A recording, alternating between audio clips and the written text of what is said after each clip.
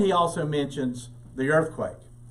Understand, Josephus was writing for the Romans a history of of Palestine, of Israel at that time. So yeah, we do have another place, Dan, where it was mentioned. We got when we were talking about, remember we were talking about CSI Easter. There's probably half a dozen extra biblical references that reference the crucifixion of Jesus. I mean, it was a big deal because of the number of followers he had. And remember, Christianity exploded. It didn't grow. It literally exploded. That's why we said within 30 years, 1,500 miles away in Rome, Nero could blame the burning of Rome on Christians because there was so many Christians there. And so yeah, we do have, but we don't have the duration, the 3 hours. Only the Gospels gives us the length of it. So that was not a solar eclipse. Okay. And of course, the 3 hours is biblically important. We can spend an entire Bible study just talking about how many prophecies were fulfilled when Jesus was on the cross. We talk about the sayings and everything, but everything that happened during that time, it was very specific. And one of the things is that when we have the darkness and remember the 10 plagues of Egypt. Remember there was a plague of darkness, and that plague lasted for 3 days. So the 3 hours is reminiscent of the plagues of the three days, the 3 hours and 3 days. But no, that was not an eclipse. That was a supernatural event. Now, whether it was over the entire world, Dan, that we don't know. There's a lot of conjecture about that. Whether it was just dark over the Middle East, whether it was dark all over the entire world. It was just a supernatural event. But Josephus did record the darkness. Gene, do you have an outline, or is it one of these? Yeah, Beth said that both outlines were brought up here last week. Well, we got the CSI Easter. Yeah. And we have the action figure David. Which one? Well, the action figure David, the one that's on Bathsheba, is the one that you should have. Okay. Is that it? This is it. All right, that's good. Okay. In fact, we're going to be doing a wrap up real quick. That's a good question. Good question, Dan. It's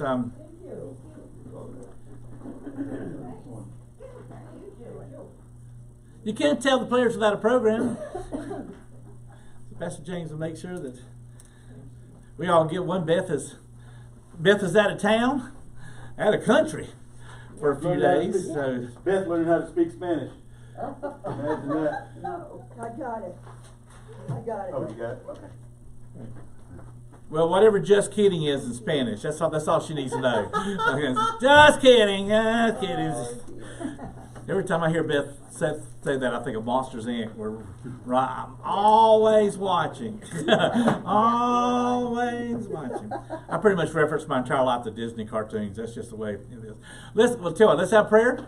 And this is our next to the last Bible study on David. So, Father, thank you for the gift of today. Thank you, Father, for reminders we had yesterday. It was just kind of to us, it wasn't surprising, but I guess there's so many people that just walk through their lives and they never look up.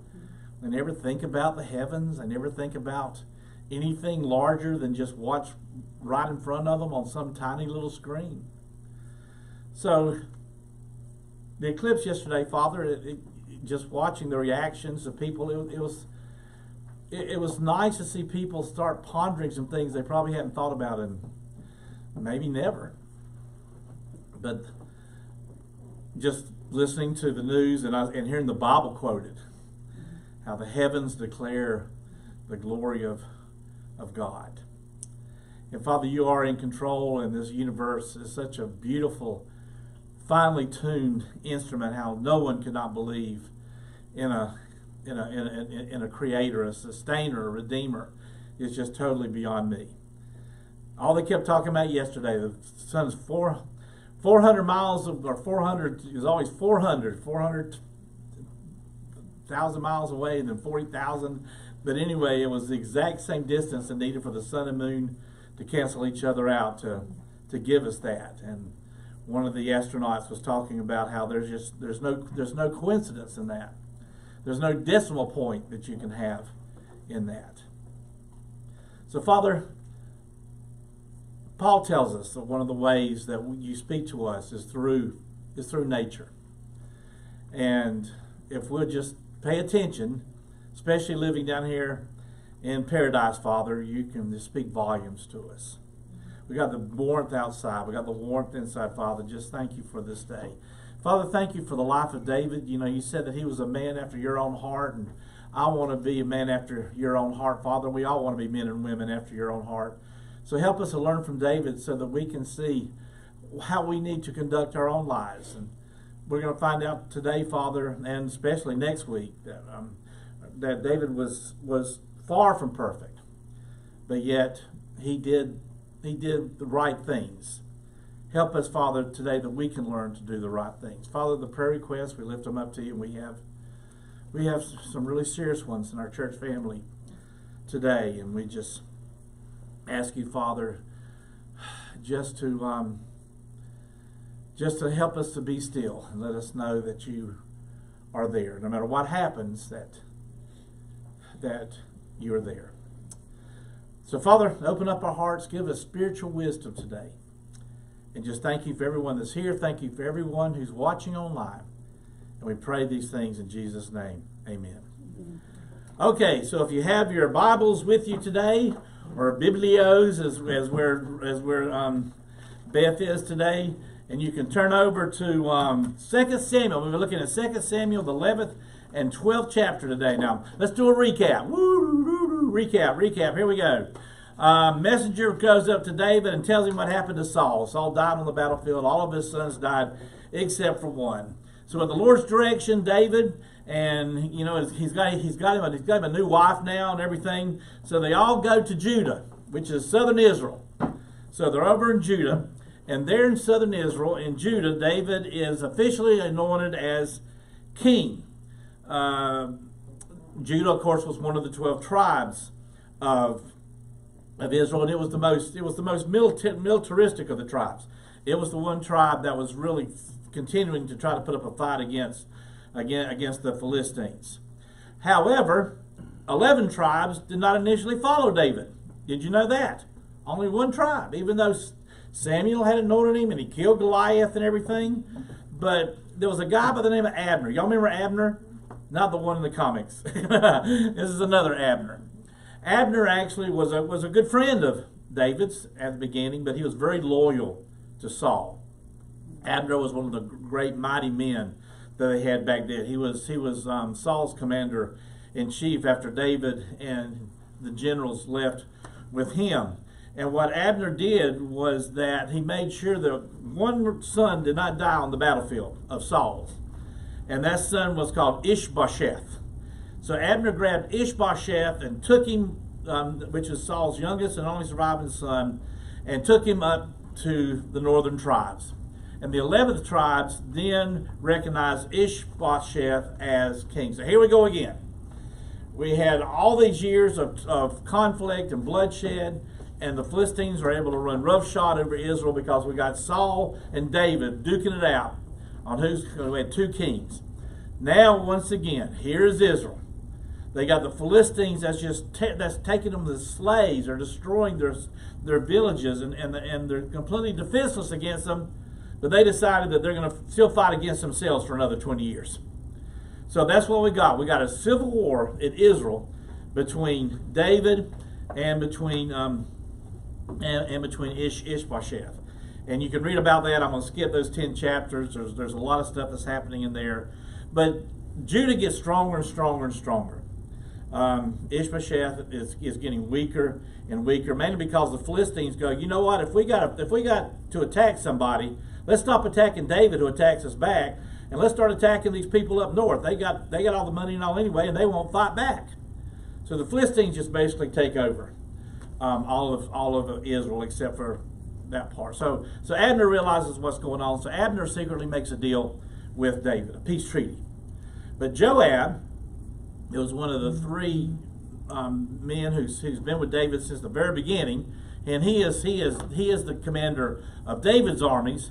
He hates Abner because they used to be close friends, but Abner did not choose David. So when Joab finds out that David made a deal with Abner, he gets so bad he sends some assassins, and Abner is killed. And they go, you know what? While we're killing Abner, let's go ahead and kill this Ishbosheth guy as well. and so two assassins just knock him off as well. So what's happened is that now Israel has no one except David. So they go, okay, we're going to accept David as our king. David curses Joab, kicks him out for what he did to for the death of Abner. Joab later on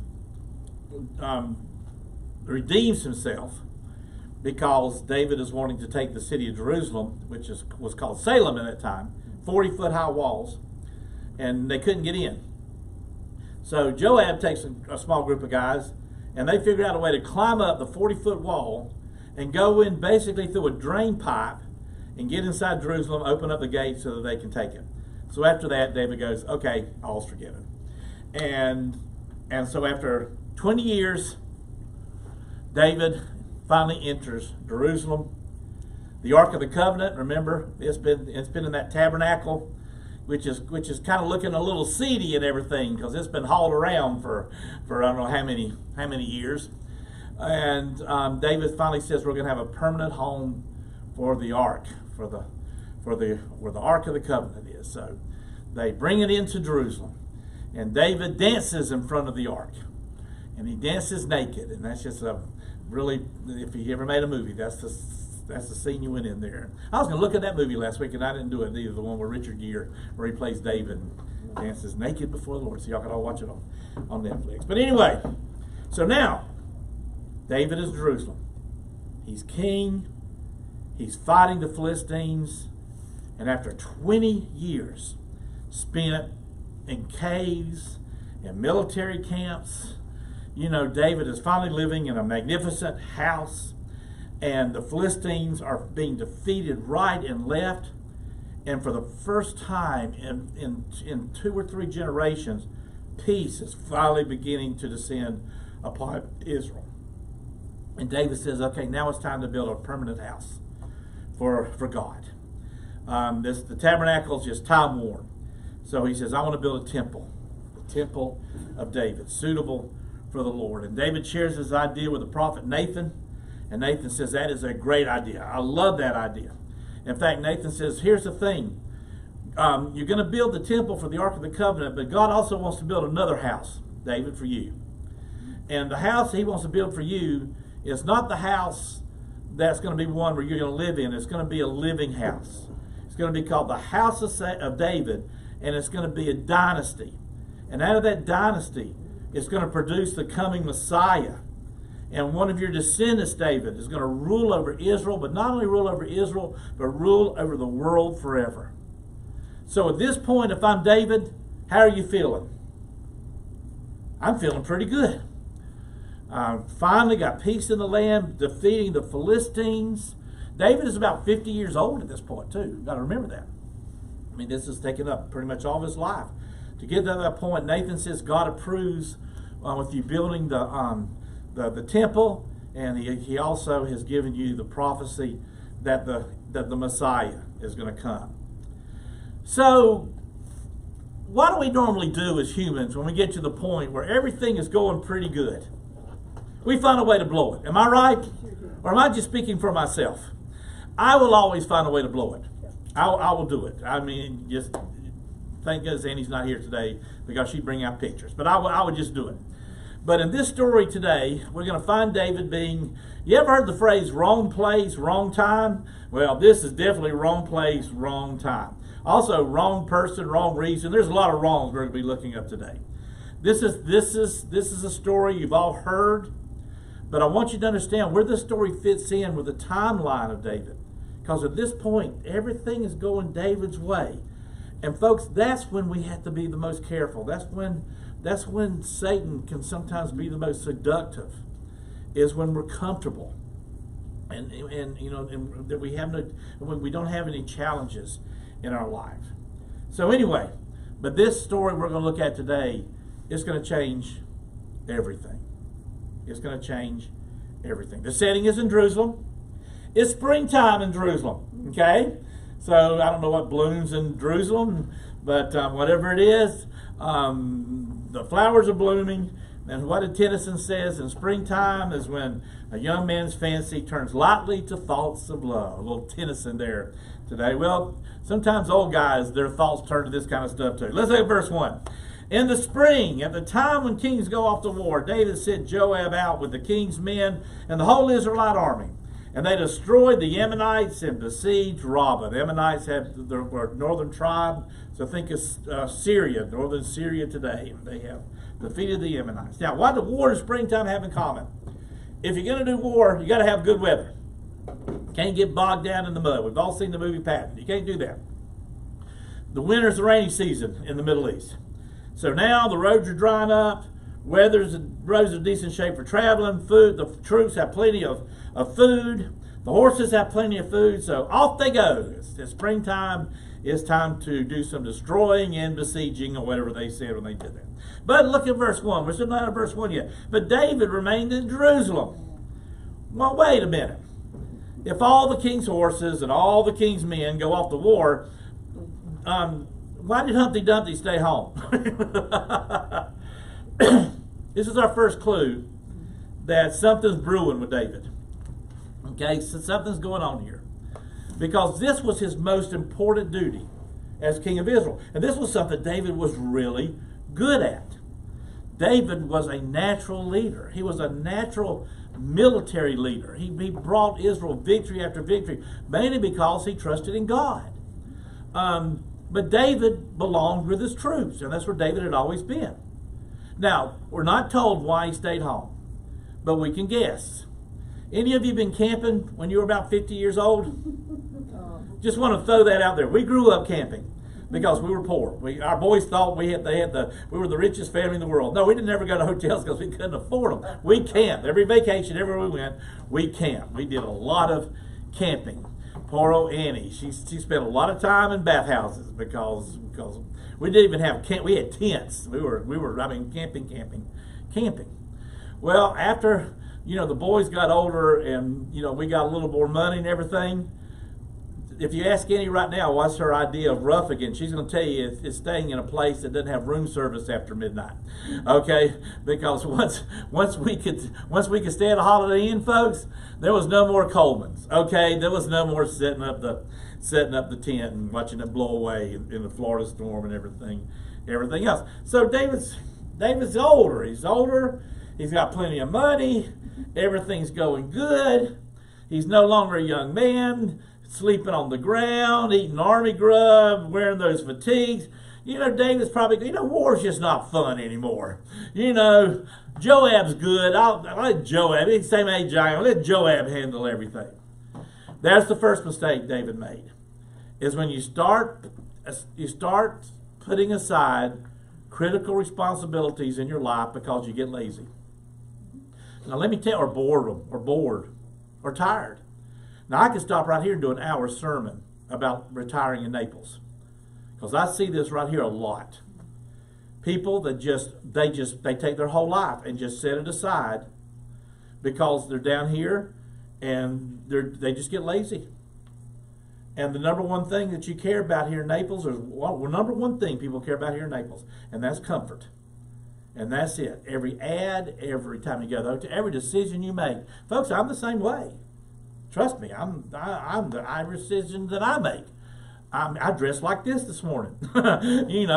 Comfort. That's what we look at. But the thing about it is, we got to be careful because if we get lazy, if we get complacent, if we just want to be comfortable, that is our first step towards disaster. That's the first step towards disaster for any church. Is when everybody in the church is comfortable. I love it every now and then when things get uncomfortable at church. I'm not going to make any references here, Pastor James. Just going to let that one go. But you know what? I like people to leave on Sunday morning and go, well, that was kind of different today at church. And we get that a lot here at Celebration Church. But let me tell you when Celebration Church was at its best is when the city council was trying to throw us out of the park. Yeah. That is when we were at our best. People came every Sunday and they were excited and they were passionate. And we still hold the record for the largest group of people that's ever showed up at a city council meeting. We had T-shirts before the T-shirt canon. James, we had T-shirts. We'd all show up wearing our T-shirts, and all the news cameras would be there. And we were in the middle of every political campaign. And you know what? That's when our church thrived. That's when people joined. That's when people got saved. That's when we had passion and excitement in our church. You know, because people were just coming together for this common cause. Now, city, man, they you know, we're established. Which is what I've always wanted. I've wanted it so that, you know, the city says we want the church there because the city of Naples is better because the church is there.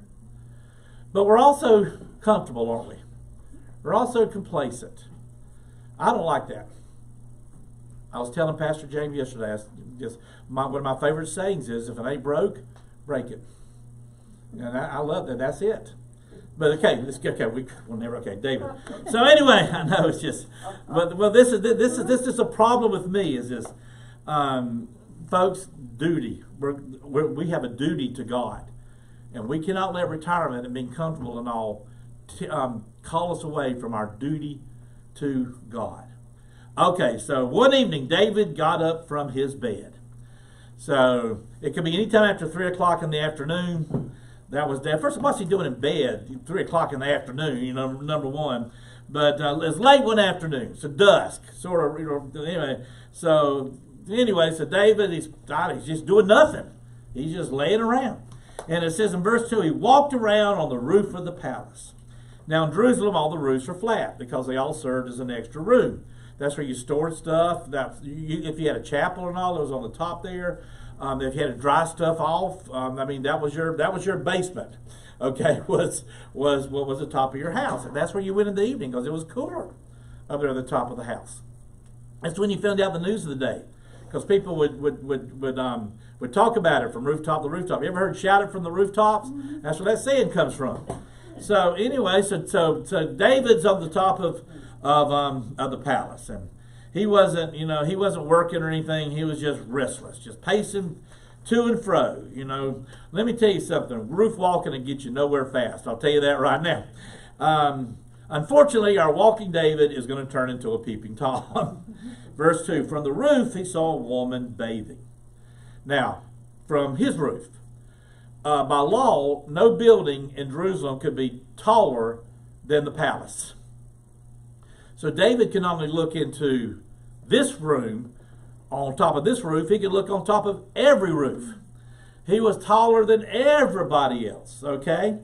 And so anyway, the Century CEV version says this way: a beautiful young woman was down below in her courtyard, bathing as her religion required. So you didn't have a separate room set aside to shower back then, because mainly you didn't have showers. Water was kind of at a premium. Most of the baking, whenever I see a movie about Bathsheba, she's on the roof and she's in a big bubble bath, and the bubbles are up to her neck. No, that's not how you took a bath back then. It's in a desert.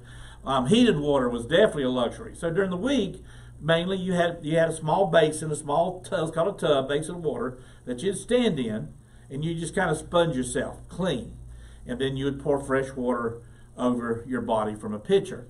So she's not out there putting on the dance of the seven veils kind of thing, all right?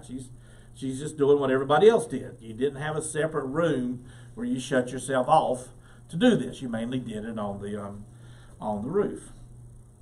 Notice it doesn't say that Bathsheba saw him. It says David saw her. And it says the woman was very beautiful, exceedingly good of appearance, lovely to behold in the Amplified Version. NLT says unusual beauty. Vashti was described like this. Rebecca was described like this. David himself was described as beautiful. So the thing about it is, if you're gonna think about probably a good looking couple, probably Bathsheba and David together, they'd be on the cover of Vanity Fair or whatever. Now, considering David didn't have any binoculars or bifocals or anything, for 50 years old, I guess his eyes are pretty good, James. I mean, it is. So, anyway, so he looks out and he sees that he's beautiful. And this is kind of like the whole thing in the Garden of Eden. Yeah. David let his eyes and his active male imagination lead him astray, and he took the next step. Verse 3, David sent someone to find out about her. Okay, so he says, okay, let's find out who this person is, and I'll see what I can find out. Now, already David is walking the dark side. Mm-hmm. He's gone. He's already taken the wrong step.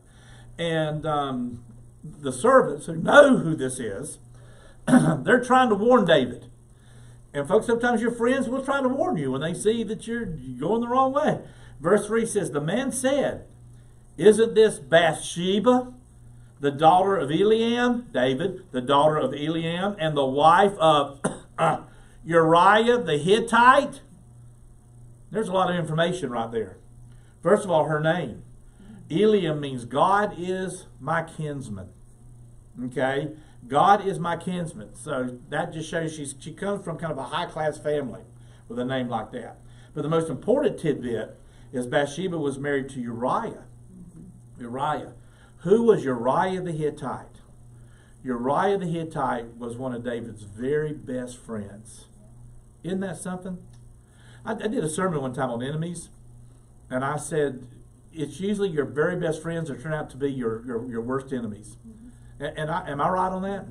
Well, this. Okay, y'all don't have friends, I guess, like I have. But anyway, but the thing about it is, Uriah. I mean, the servant knows the story. Everybody knows this is the wife of Uriah. Uriah, not Uriah the Hittite. To make sure we get the right one. The book First Chronicles lists 37 mighty men that stayed with David, that fought with him when he was on the run, that left Saul. And out of these 37 mighty men, there were 3 who were the greatest. They were called the 3 Musketeers of the Bible. And one of them was Eleazar, who always liked Eleazar because he says he was son of Dodo. And I'd like to be son of Dodo. He killed 300 guys one day in one battle with a spear. So this Eleazar, he was really something. Joab was the second one we've already heard about. Joab. And then the third one, his name was Uriah the Hittite. One story one day, they're hiding in a cave from Saul. And Saul pretty much has them pinned down, and almost everybody's left David. And David is hiding in this cave outside of Bethlehem, and it's got a little water supply, but it's kind of a brackish water supply. It's not good water at all. So David's sitting there, and he just says out loud, you can read this story over in 1 Chronicles 11. David just says out loud, oh, if I could just drink from the well of Bethlehem. Now, for several reasons. Number one, that was good water, the well of Bethlehem. But number two, that meant that David controlled Bethlehem. That was David's birthplace. That was his hometown. So if he was drinking from Bethlehem, then that meant the Philistines were out of Bethlehem because the Philistines controlled Bethlehem. Well, these 3 guys, they're sitting around and they're going, you know what, we're not doing nothing. Let's go get David some water. So these guys, now this is about 6 miles outside of Bethlehem where the caves are supposedly today. It's all enemy territory. They travel 6 miles from enemy territory. They get to the gates of Bethlehem. Bethlehem has gates. They fight over the gates. 3 guys fighting the entire Philistine garrison that's there at Bethlehem. Get over the gates, over the walls, get into Bethlehem, and while 2 of them are fighting everybody off, one of them is drawing the water up. And they fill up the water skin, and then they have to fight their way back out. Then they got to get all the way back, fighting every inch of the way to get back to this cave. So they get back to the cave, and there's 3 guys. It's like Christmas. And they're telling David what they did. Eleazar said, I killed 300 more. It must be real so cool. It was just so good. And they hand David the water. And David takes the water, and he pours it out on the ground. And these 3 guys go, what are you doing? We just risk our lives for that water. David says, I can't drink water like that. I cannot drink water that you risk your lives for. And the Bible says that David poured it out, and the word there is found as libation. That means he poured it out as a drink offering to God. Now those are the three guys. So if you hear that this is your best man's wife, is that going to back you off? Let's see how the story goes. So verse 4, then David sent messengers, notice it's plural. Then David sent messengers to get her. So David's friends, his servants, they did everything they could to stop David from doing this. Okay? From stop doing this. David was no longer thinking with his kingly head. He was not thinking with his godly heart. Another part of his anatomy has seized control. Now notice, he did not send a messenger to go get her. He sent what? Messengers. And notice, he did not send someone to go invite her to the palace. The word there is, go get her. I want you to see that. He wasn't taking any chances. This was, well, no, you're my best friend. You're Uriah's best friend. I'm not going to go with you. I got a headache. No, nothing like that. The word sometimes is translated there is fetch her. Okay? Take her. Like a dog. I mean, does it sound like Bathsheba had any choice? No, she was a woman. She didn't have any choice. She didn't have any rights. She was basically being kidnapped. Okay? I'd like to think that maybe David said, the king requests your presence at the palace. No, go get her. Go get her. It didn't matter. It didn't matter how he went and got her. He wanted her at the palace. This story is not just about sex. This story is also about power. This story is about control. This story is about saying, I want to remind everyone who's the king here. Okay, kingly rights. Forget godly calling. No. Now this is why got Saul in trouble. Because he put kingly rights over godly calling. And now here's David, same thing. We don't know how she felt. We know what she did. She came to him. And here's Bathsheba. I mean, is David hard to look at on the eyes, ladies? No, he's beautiful. He's the king. He's rich. Okay, I mean, and where's Bathsheba's husband? He's all fighting, so she's home alone, just taking baths and, all this kind of stuff. And now here comes the king, the warrior king, the handsome king, the king that can, oh my goodness, what a musician. He can play, he'll play that lute. Ooh, boy, I tell you what, he is just something. And he wants me to come over for dinner. So, I don't know if that's what happened. But, okay, but anyway, so here's Bathsheba, or the man just grabbed her and said, come on! But, so, I just want you to see that this is not Bathsheba's fault. But yet, I pretty much grew up in church where Bathsheba was some really bad woman of the Bible. That David was pure as the wind-driven snow. It's all these, in fact, I've heard so many sermons about women tempting men based on this sermon in my life. Usually on Mother's Day. It was a Baptist church. But anyway, so 1 Kings 15:5, which tells us, 1 and 2 Kings, in case you haven't figured this out, tells the exact same story that 1 and 2 Samuel does. It's really interesting. It's just from two different perspectives. But anyway, 1 Kings 15:5 says, for David had done what was right in the eyes of the Lord, and had not failed to keep any of the Lord's commands all the days of his life, except in the case of Uriah the Hittite. So here's David, Goliath, all this stuff, but what gets written down?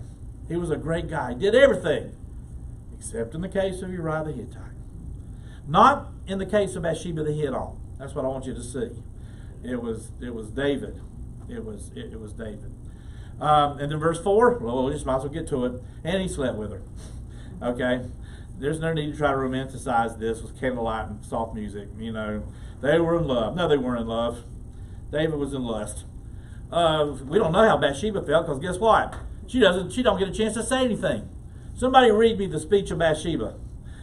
It's not there. Now she's going to say a few words in a little bit, and they're going to be important words. But she was not Chatty Cathy or Chatty Abigail or whatever you want to call that kind of stuff. Okay, this is the part where Bible scholars love to stop the story and say, was she bad to the bone or had by the throne? Well, I think she was had by the throne. I'm just going to kind of tell you, she had nothing to do with herself on this. Okay, so verse 4, then she went back home. So that lasted a long time, didn't it? He drug her out of her house, kidnapped her basically, had sex with her, and then sent her back home. So Bathsheba goes back home, and it says in verse 5, and she sent word to David saying, I am pregnant. Now she didn't say long speeches, but when she did speak, I am pregnant. We're starting a new message series, which by the way is called Loaded Words, Pastor James, which I couldn't think about yesterday. I was going to do a message series called Trigger Words. But then I realized just the word trigger is a trigger word for a lot of people. So what kind of society we live in today. So we're going to do something that's very non-controversial and all during the summer. We're going to talk about loaded words. But anyway, but I'm pregnant. That's loaded. That's some pretty loaded words right there. So she finally spoke. And so now it's David's turn. So verse 6. So David sent this word to Joab. Remember, Joab is one of the three guys. Joab, Uriah, and the son of Dodo guy. He says, send me Uriah the Hittite. And Joab sent him to David. Verse 6. Now, what's interesting is that David did not go and contact Bathsheba. As soon as he heard this information, he contacts who? He contacts Joab to get Uriah here. Because Bathsheba don't play with this thing.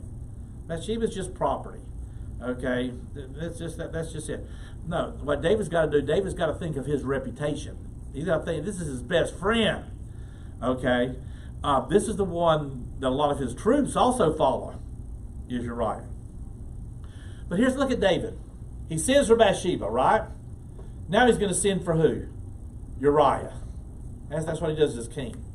And Uriah's his best friend. When Uriah came to him, verse 7, David asked him how Joab was and how the soldiers were and how the war was going. Oh my, David's doing small talk. Can you see that? Yeah. How you doing, Uriah? How's everything going? How's it at the war? Is it all doing? How you feeling? How's the weather? You know, I cannot believe that. If David had been the class act that we know he could be, he would have confessed his sin to Uriah right then and there. He would have begged for forgiveness. He would have agreed to support that child. Whatever Uriah had chose, he would have done that. But he was the king. He didn't do any of that other stuff. Now, poor old Uriah, you know, his best friend's king, invites him to come up for what's it called when you get a pass and when you're in the army, and an R&R thing. Here you go. You get a pass, and you get to go to Tokyo or whatever. So anyway, so Uriah, Uriah gets a break. The king, his best friend, sends him to the palace. So verse 8 says, then David said to Uriah, go down to your house and wash your feet. Now let me tell you something. Wash your feet means something else. Wash your feet does not mean go home and put your feet in a tub of water.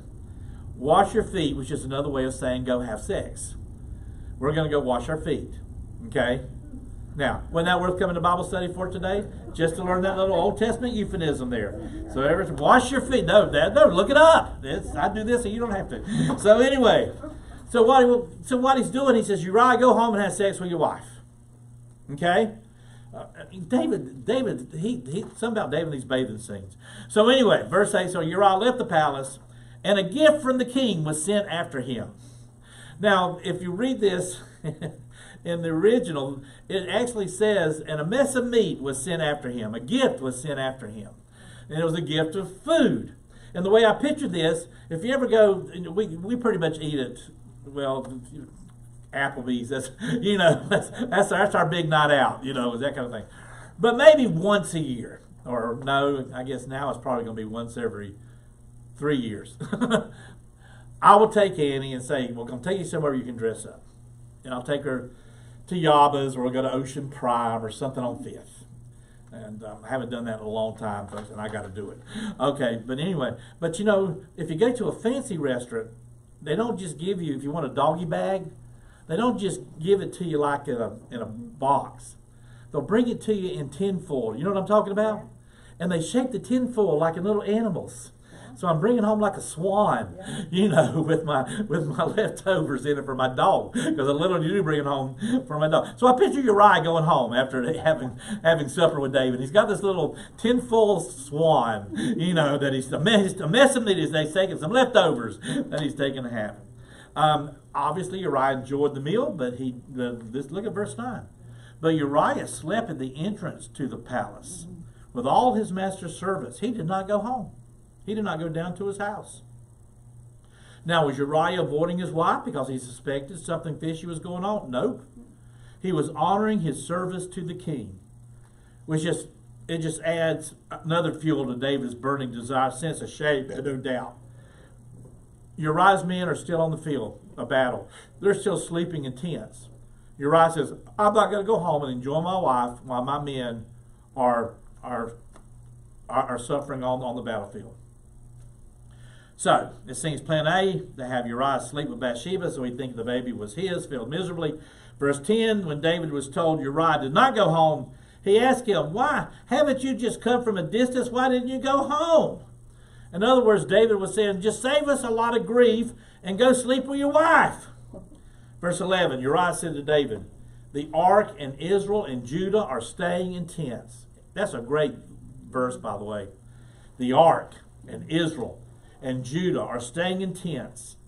And my master Joab and my Lord's men are camped in the open fields.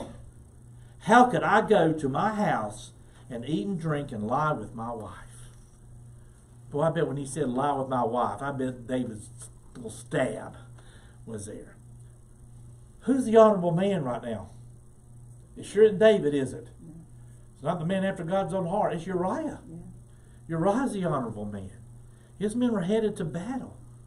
And then verse 11, he says, as surely as you live, notice, he says this to David, as surely as you live, not only my friend, but my king, I will not do such a thing. Uriah's loyalty, oh my goodness. Then David said to him, stay here one more day, and tomorrow I will send you back. So Uriah remained in Jerusalem that day and the next. Because plan A didn't work, did it? But David's smart. He's got a plan B. So Uriah's called back to the palace, verse 13. At David's invitation, he ate and drank with him, and David made him drunk.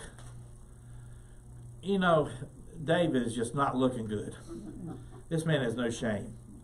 One of the minor prophets, I think it was Habakkuk, said, woe to him who gives drink to his neighbors, pouring it from the wineskin till they are drunk. So it appears David made Uriah drunk, but the way I read it, David's over there drinking water.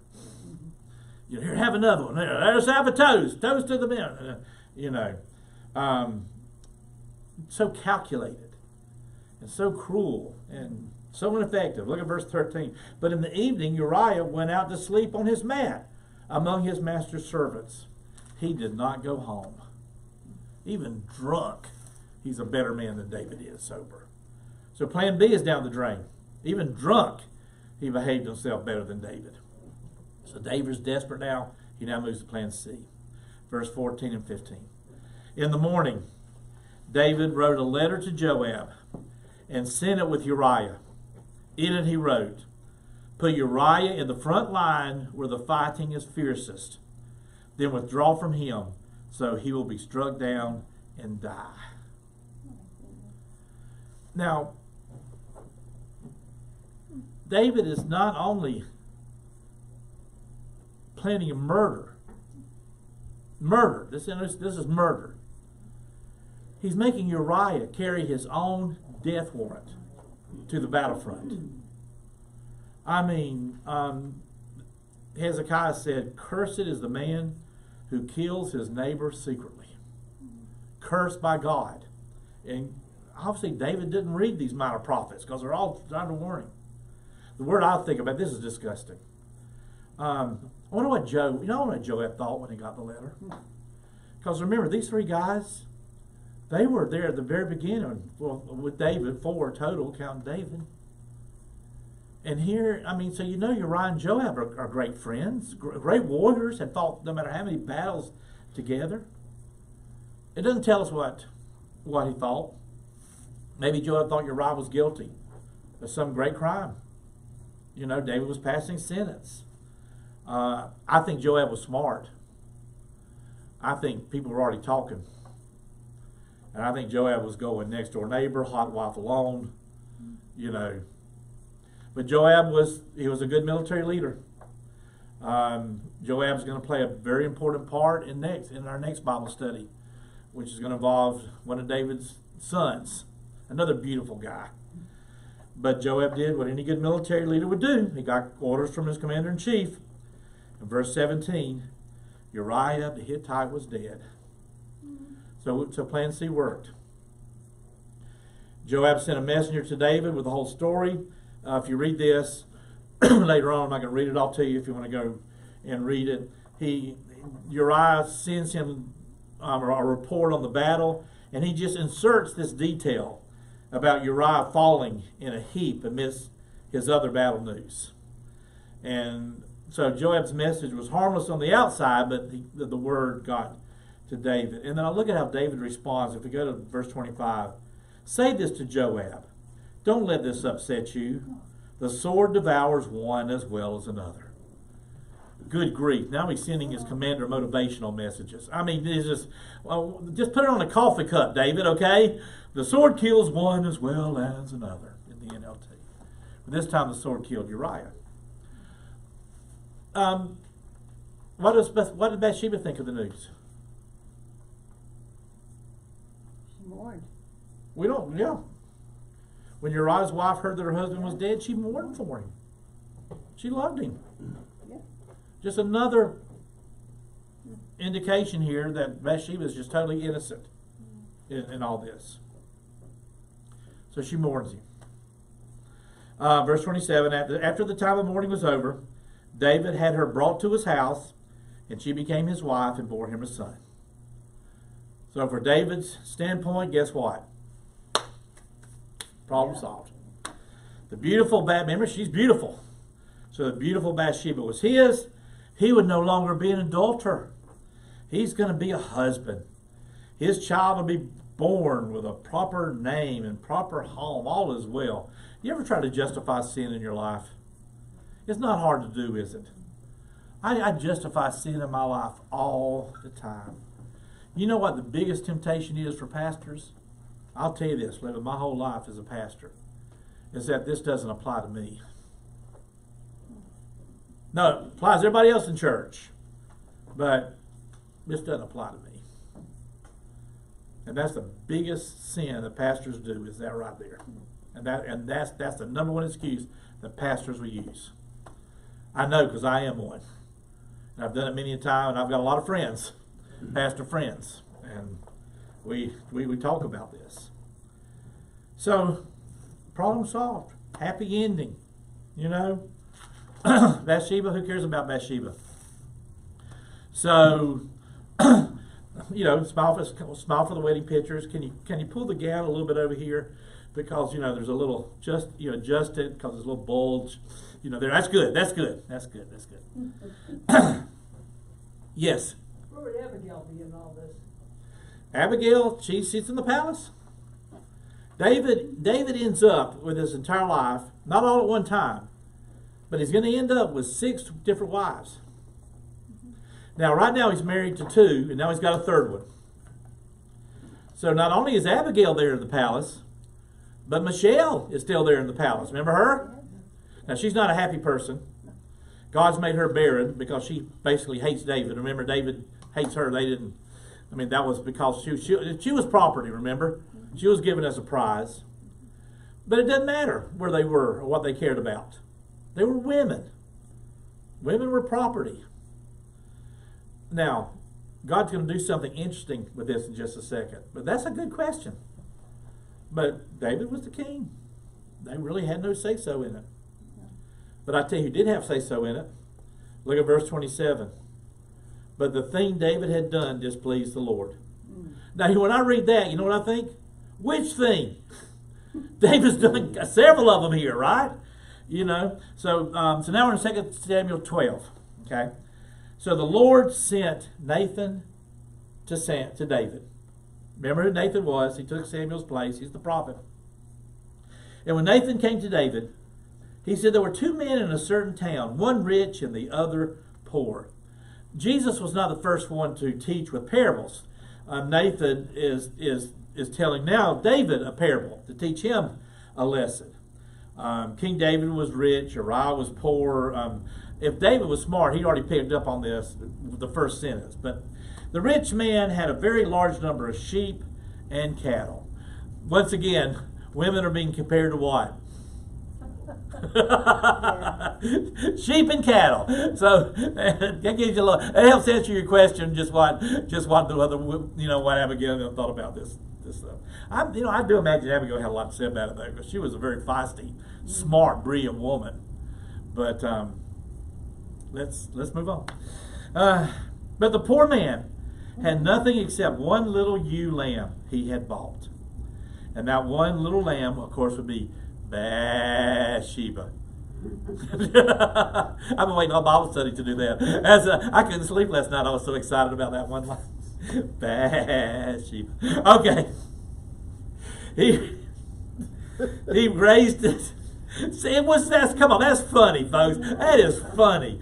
You won't get this watching some TV preacher. I'm going to tell you that right now. He raised it, and it grew up with him and his children. It shared his food, drank from his cup, and even slept in his arms. It was like a daughter to him. Now think about this. He talked about how it shared his food, drank from his cup, and even slept in his arms. You remember, Uriah would not eat or drink or sleep with his wife. Nathan's giving David layups here to make the connection. Not only that, but the daughter said the poor man treated his little ewe like a daughter. The Hebrew word for daughter is ba. Ba. Yeah, that's where we get ba from. No, no. I'm sorry, Lena. No, but the Hebrew word for daughter is ba. Is ba. Hint, hint, ba. Sheba. Anyway. Now, verse 4. Now, a traveler came to the rich man, but the rich man refrained from taking one of his own sheep or cattle to prepare a meal for the traveler who had come to him. Instead, he took the ewe lamb that belonged to the poor man and prepared it for the one who had come to him. Now, the traveler, anytime you see these stories, a lot of times the Bible, the traveler is always Satan. Even Jesus, when he tells stories about the travelers and everything, you see this. So, Satan visits the rich man. Anyway, at mealtime, the rich man didn't reach for one of his own wise sheep, but instead stole the one little ewe that belonged to the poor man and served it for dinner to the traveling servant. Now, this story offers the strongest grounds for proving Bathsheba had no more choice about sliding into David's bed than the poor little ewe had about sliding into the hot oven. Okay? Speaking of hot, verse 5, David burned with anger against the man and said to Nathan, as surely as the Lord lives, the man who did this deserves to die. Whoa, David, you just pronounced your own death sentence in one of the most famous verses in the entire Bible. Then Nathan said to David, you are the man. Or the way I learned in King James Version, thou art the man. Thou art the man. You. The look of David's face. Shock, disbelief, guilt, fear. This is Nathan the prophet. He speaks for God. Verse 9, Nathan goes, why did you despise the word of the Lord by doing what was evil in his eyes? Remember what happened to the last king that despised the word of the Lord and did evil what was in his eyes? His name was Saul.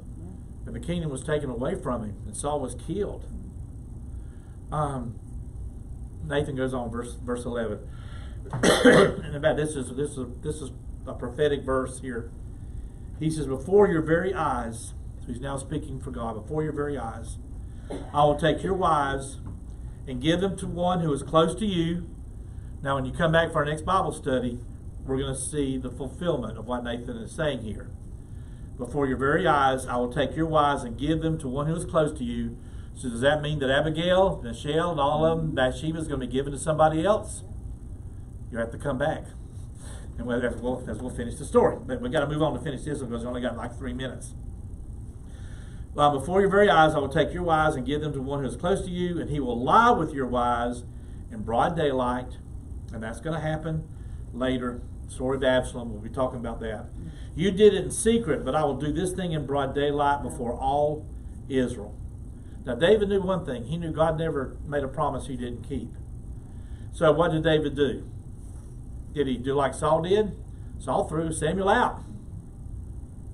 Verse 13. Then David said to Nathan, I have sinned against the Lord. And folks, there is the key that we need to take from everything. The Bible says David was a man after God's own heart. David did adultery, lie, lust, murder. This is a man after God's own heart? No. He was a man after God's own heart because he would recognize his guilt and recognized who he had wronged the most. I have sinned against the Lord. Those, when you sin, when I sin against people. But every time I sin, I also sin against the Lord. Wow. Now, verse 13. Nathan replied, the Lord has taken away your sin. You're not going to die. Now that's a relief because guess what? There was not a sacrifice for murder. You couldn't sacrifice 40 bulls to get away with murder. You were killed. That was it. So when he says you are not going to die, so God is not going to require him to take on the sin of murder. By the way, that's called undeserved salvation. Any of us know what that's like? I do, because God gives it to me every day. Undeserved salvation. But you're not going to die, Gene, even though you deserve it. The wages of sin are what? Death. Verse 14. But because by doing this you have made the enemies of the Lord show utter contempt. So in other words, everybody's talking about this. Everybody's talking about it. The enemies of the Lord, everybody's talking about it. The son born to you will die. Wait, what kind of happy ending is that? You're going to kill the hapless baby? The innocent is going to die for the guilty? You're going to force a mother to watch her child suffer death at your bidding just to pay for the sins of... Oh, wait a minute. This sounds kind of familiar too, don't it? Okay. We know that story well. Jesus, son of David, the innocent one whose death was foreshadowed in the death of this newborn baby, is also in this story. This story is very prophetic. Okay, verse 15, so we can get out of here. After Nathan had gone home, the Lord struck the child that Uriah's wife had born to David, and he became ill. Notice the baby was not born sick. The baby was born well. The child was struck by God. This is probably one of the hardest verses for me to read in the Bible because I don't understand it at all. I do not understand it at all. God struck down an innocent child and killed him. I don't understand why bad things happen to good people. I don't understand it at all. I wish I did. And it crushes me to read this in this story. But anyway, verse 17.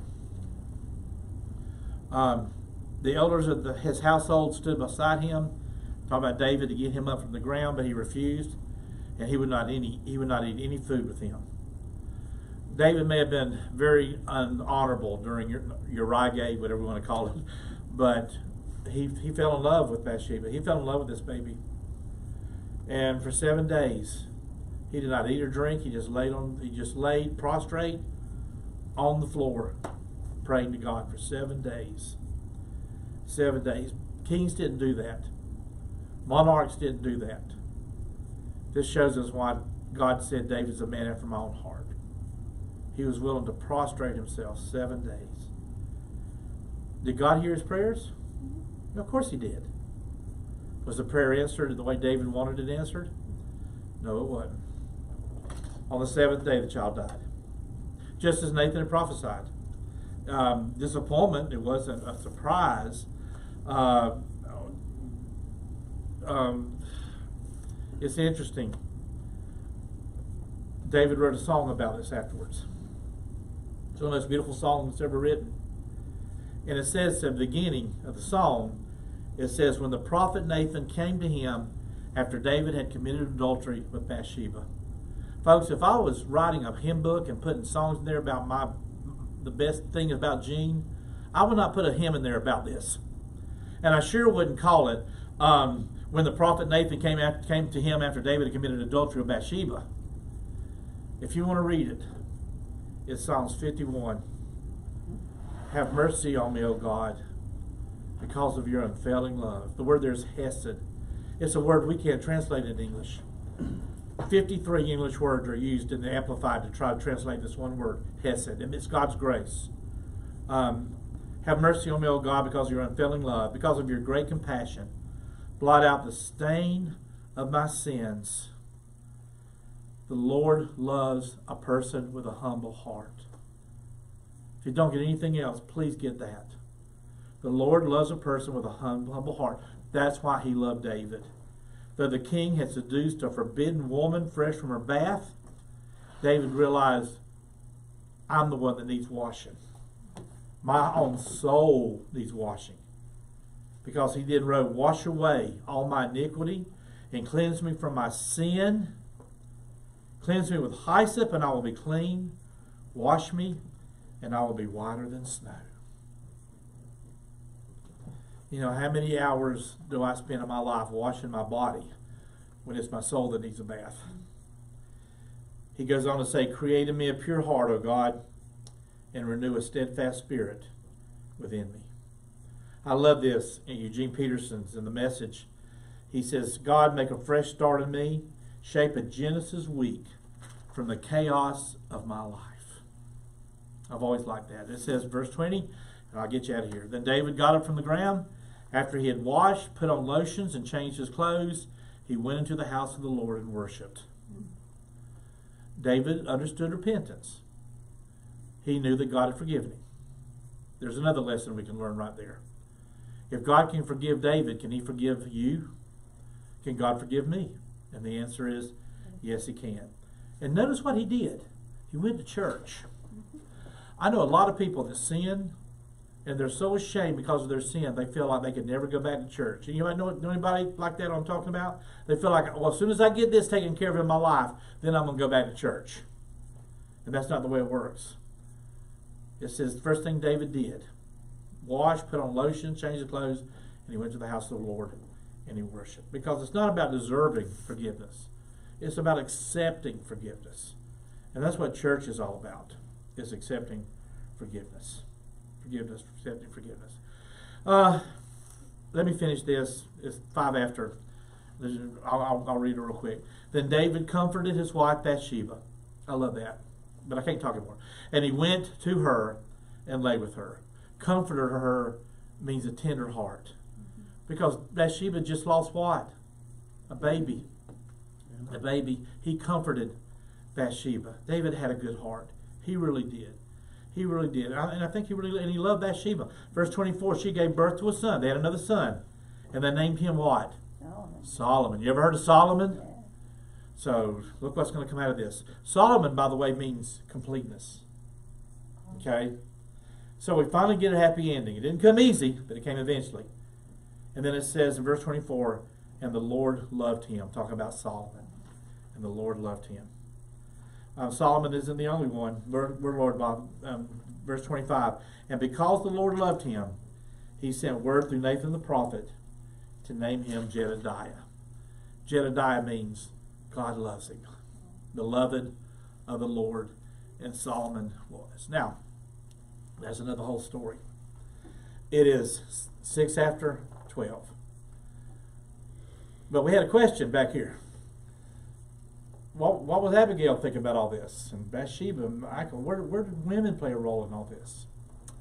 Well, thousands of years later, Matthew is going to sit down and write the Christmas story. He's going to start it by writing the genealogy of Jesus. Now, when you have a genealogy, you write nothing but guys, because women didn't count. All right? When Matthew writes his genealogy, he puts 3 women's names in the genealogy of Jesus. 3 women's names. Now that's a scandal right there. And I'm sure Mrs. Matthew was going, what are you doing? But then she looked at the three names that Matthew put in there. He put Rahab. Rahab was a prostitute. He put Tamar. Tamar had sex with her father-in-law. Okay? And he put in Bathsheba. Isn't that something? Bathsheba makes it listed in the lineage of Jesus. The story ends, verse 31, the Bathsheba bowed low with her face to the ground and kneeling before the king said, "May my Lord King David live forever." Now, David's now getting to be an old man. We're now getting to the end of his journey. Y'all been with me on this journey for a long time. A long time, because we took a huge break. I'd like to tell you that David's going to finish strong, but we got one more story we got to look at. It's going to happen at the end of David's life. Will you come back for that? And then we're going to do Ruth, because I think we need to balance it out. But for the next couple of weeks, I am not going to be here. Pastor Mike's going to be doing the Bible study. We have not gone off for 8 months. We have postponed our vacation for 8 months.